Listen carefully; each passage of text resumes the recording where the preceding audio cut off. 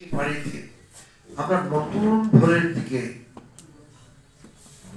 নতুন একটি কামনা বাসনা স্বপ্নের মানব কল্যাণের মানবিক বাংলা গড়ে তোলার জন্য ইসলামিক মূল্যবোধের ভিত্তিতে অন্যান্য ধর্মেরও ধর্মীয় মূল্যবোধের ভিত্তিতে আমরা ঐক্যবদ্ধভাবে অগ্রসর হতে পারি না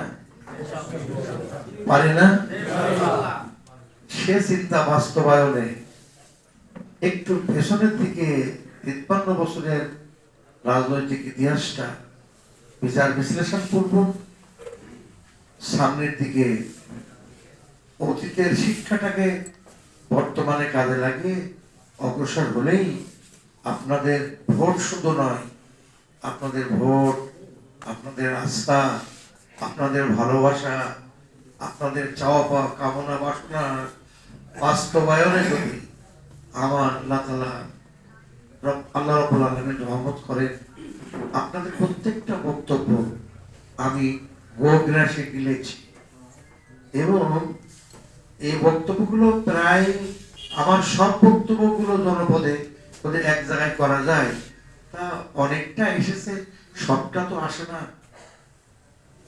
এই মানব সভ্যতা এককভাবে বিনির্মাণ করা আদৌ সম্ভব নয়।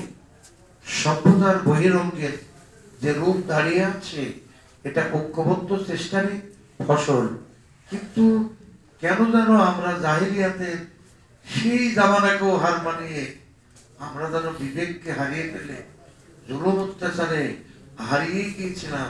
কিন্তু আমরা ইসলামপন্থী জামাত ইসলামী আমরা হারাইনি, আমাদের শিবির হারাইনি।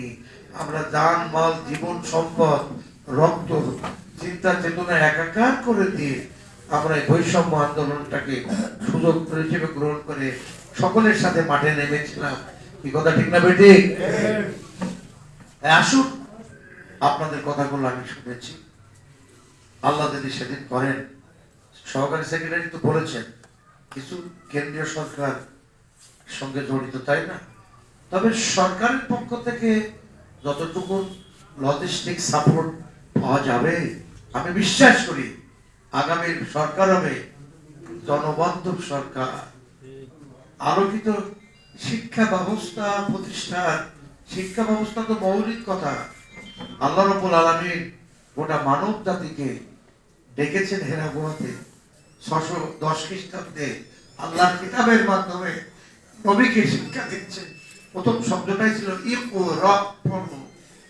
এই শিক্ষা ব্যবস্থার আমূল পরিবর্তন ঘটিয়ে modern science, technology and philosophy সব একত্রিত করে আমরা এমন একটা শিক্ষা ব্যবস্থা আনবো ইনশাআল্লাহ, দলমত নির্বিশেষে, জাতি ধর্ম বর্ণ গোত্র নির্বিশেষে সকলেই পেয়ে যাবে তাদের ধর্মীয়, নাগরিক, মানবিক, রাজনৈতিক, গণতান্ত্রিক, মানবিক অধিকার ইনশাআল্লাহ। ইতিমধ্যে লক্ষ্য করেন যে আপনারা you should mark it deliberately with keen observation.